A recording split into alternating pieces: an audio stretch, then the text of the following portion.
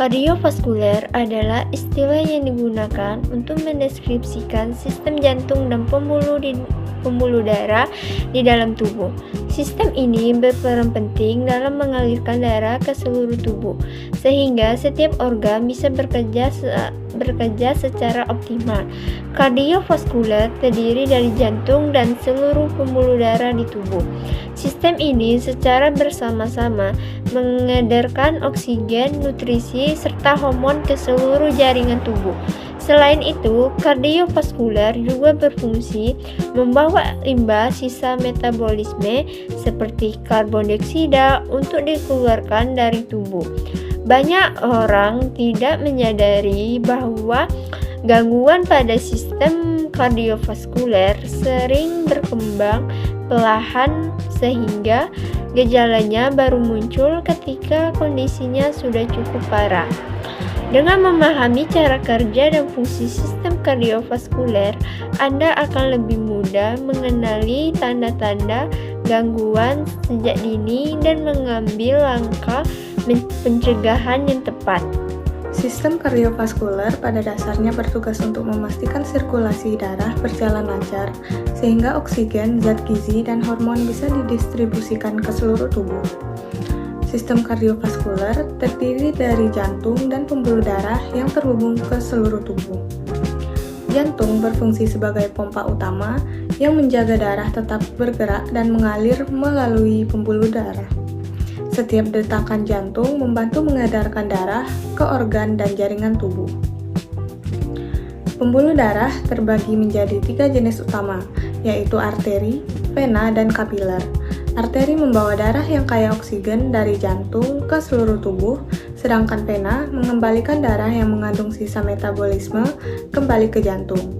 Kapiler adalah pembuluh darah kecil, tempat pertukaran oksigen dan zat gizi dengan sel-sel tubuh terjadi. Darah yang mengandung oksigen dipompa dari jantung ke seluruh tubuh melalui arteri. Setelah sel-sel tubuh mengambil oksigen dan nutrisi, darah kembali ke jantung lewat vena untuk dibawa ke paru-paru dan dibersihkan dari karbon dioksida. Proses ini berlangsung terus-menerus setiap saat untuk menunjang fungsi organ dan menjaga tubuh tetap sehat. Berikut ini adalah beberapa fungsi utama kardiovaskuler yang penting untuk diketahui. Yang pertama, mengedarkan darah yang mengandung oksigen dan nutrisi ke seluruh jaringan tubuh. Yang kedua, mengangkut limbah metabolisme seperti karbon dioksida dari jaringan tubuh ke paru-paru dan ginjal untuk dikeluarkan dari tubuh. Yang ketiga, membantu menjaga suhu tubuh tetap stabil. Yang keempat, membawa hormon-hormon penting yang mengatur berbagai fungsi tubuh, misalnya hormon pertumbuhan, hormon pengatur tekanan darah, dan lainnya. Yang terakhir, melindungi tubuh dari infeksi melalui sirkulasi sel-sel kekebalan tubuh. Gangguan pada sistem kardiovaskuler bisa berdampak besar pada kesehatan, mulai dari keluhan ringan hingga kondisi yang berbahaya dan dapat mengancam nyawa, seperti serangan jantung dan stroke. Lalu, gangguan yang sering terjadi pada sistem kardiovaskuler adalah yang pertama ada hipertensi. Hipertensi terjadi ketika tekanan darah dalam arteri terus-menerus berada di atas batas normal. Kondisi ini sering menimbulkan gejala, sehingga banyak yang tidak menyadari sampai muncul komplikasi seperti sakit kepala hebat, mimisan, atau gangguan pada penglihatan. Lalu, jika tidak diobati, hipertensi bisa merusak pembuluh darah dan organ vital seperti jantung, ginjal, dan otak. Lalu yang kedua ada penyakit jantung koroner, yaitu penyakit jantung koroner disebabkan oleh penyempitan atau penyumbatan pembuluh darah yang memasuk darah ke otot jantung karena penumpukan kolesterol. Gejala ini bisa berupa nyeri dada, sesak napas, atau mudah lelah saat kita beraktivitas. Jika aliran darah terhenti sepenuhnya, hal ini bisa menyebabkan terjadinya serangan jantung. Lalu yang ketiga ada serangan jantung. Serangan jantung terjadi saat aliran darah ke bagian otot jantung benar-benar terblokir, biasanya akibat ada yang pecah dan membentuk sumatan. Tanda-tandanya berupa nyeri dada yang berat, keringat dingin, mual, dan rahang. Penanganan cepat sangat penting agar kerusakan jantung tidak bertambah parah.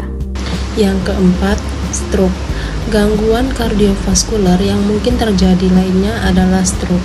Kondisi ini terjadi ketika aliran darah ke otak terhambat atau pembuluh darah di otak pecah.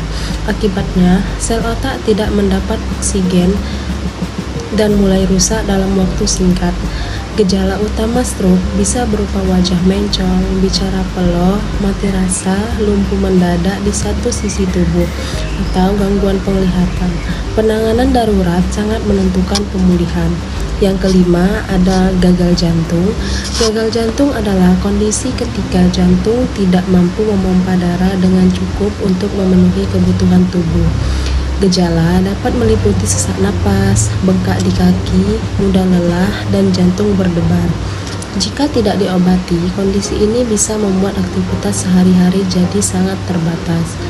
Yang keenam, ada disfungsi ereksi. Disfungsi ereksi terjadi ketika aliran darah ke penis terganggu. Hal ini seringkali terjadi akibat adanya penyumbatan atau kerusakan pembuluh darah. Gangguan ini bisa menjadi tanda awal adanya masalah kardiovaskuler, terutama jika disertai dengan keluhan lain seperti nyeri dada atau mudah lelah. Cara menjaga kesehatan kardiovaskuler. Menjaga kesehatan sistem kardiovaskuler sangat penting untuk mencegah berbagai penyakit serius. Berikut ini adalah beberapa langkah yang dapat Anda lakukan. Yang pertama, mengonsumsi makanan sehat yang rendah lemak, garam, dan gula. Lakukan olahraga secara rutin minimal 30 menit setiap hari. Hindari kebiasaan merokok dan batasi konsumsi alkohol. Jaga berat badan tetap dalam batas normal. Yang kedua, kelola stres dengan cara yang sehat seperti meditasi atau relaksi. Periksa tekanan darah, kadar gula, dan kolesterol secara rutin. Yang ketiga, jika memiliki penyakit kronis seperti hipertensi atau diabetes, patuhi pengobatan yang dianjurkan oleh dokter. Kesehatan kardiovaskuler sangat ditentukan oleh gaya hidup sehari-hari. Mulailah dengan perubahan kecil seperti aktif gerak dan menjaga pola makan. Tindakan sederhana ini bisa membawa dampak besar dalam mencegah penyakit jantung dan pembuluh darah. Jantung berbentuk seperti pir atau kerucut seperti piramida terbalik dengan apeks atau superior sampai posterior C2 berada di bawah dengan basis atau anterior inferior ICS 5 berada di atas. Pada basis jantung terdapat aorta, batang nadi paru, dan pembuluh balik atas dan bawah, dan pembuluh balik. Jantung sebagai pusat sistem kardiovaskular terletak di sebelah rongga dada atau vakum torak. Sebelah kiri yang berlindung oleh costae, tepatnya pada mediastum. Untuk mengetahui denyut jantung, kita dapat memeriksa di bawah papila mamae 2 jari setelahnya. Berat pada orang dewasa sekitar 250 sampai 350 gram. Hubungan jantung dengan alat sekitarnya yaitu: pertama, dinding depan berhubungan dengan sternum dan cartilaga costalis setinggi costa 3-1. Yang kedua, samping berhubung dengan paru dan facies medialis. Yang ketiga, atas tinggi trokal 4 dan cervical 2 berhubung dengan aorta pulmonalis, bronchus dextra, dan bronchus sinistra. Yang kelima, belakang alat mediasterium posterior, esophagus, aorta descendens, vena aegagus, dan follama vertebrata thoracalis. Yang keempat, bagian bawah berhubungan dengan diafragma jantung difaksi pada tempatnya agar tidak mudah berpindah tempat. Penyambung jantung utama adalah paru yang menekan jantung dari samping. Diafragma menyongkong dari bawah, pembuluh darah yang keluar masuk dari jantung, sehingga jantung tidak mudah berpindah.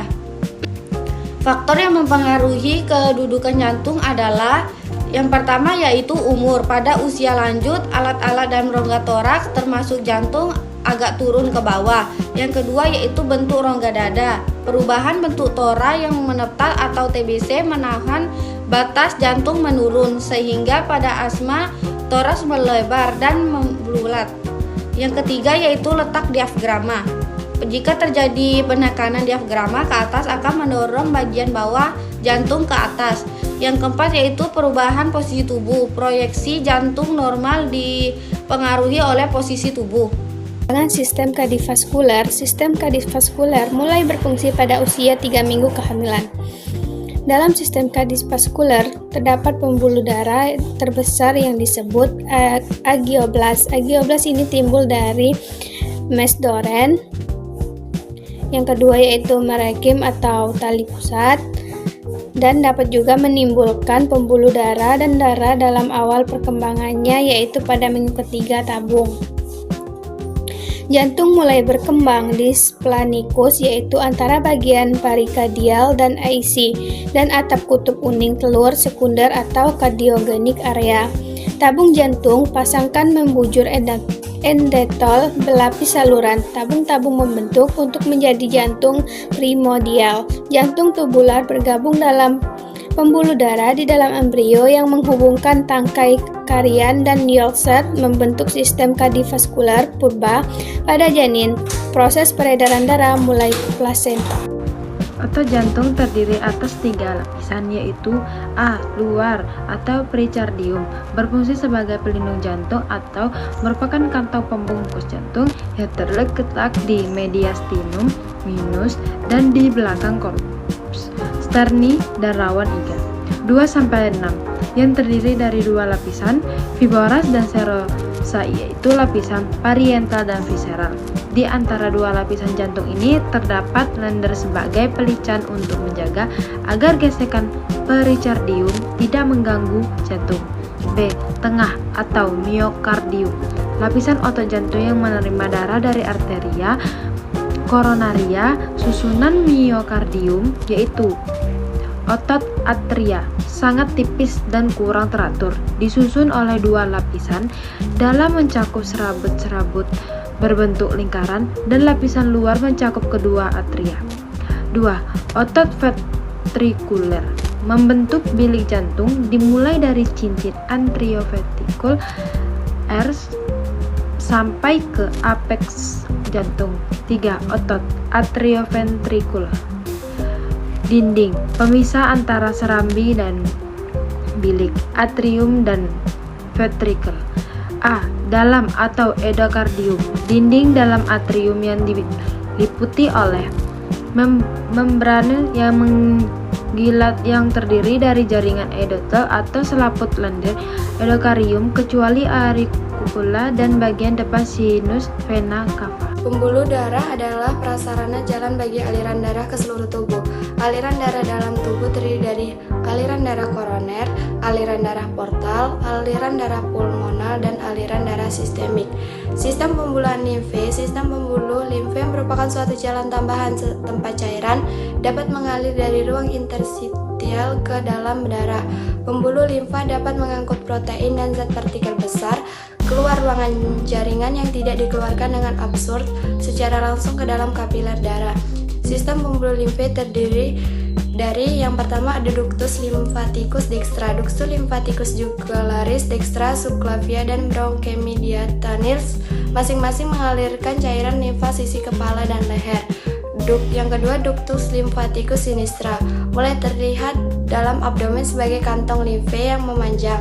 Yang ketiga, nodus lymphatici, berbentuk lonjong seperti buah kacang dan terdapat di sepanjang pembuluh limfe.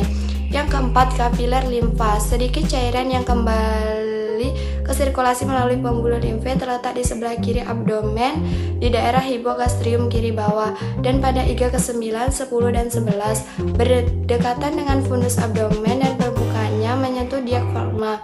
Parenkim limfa terdiri dari pulpa putih dan pupa merah.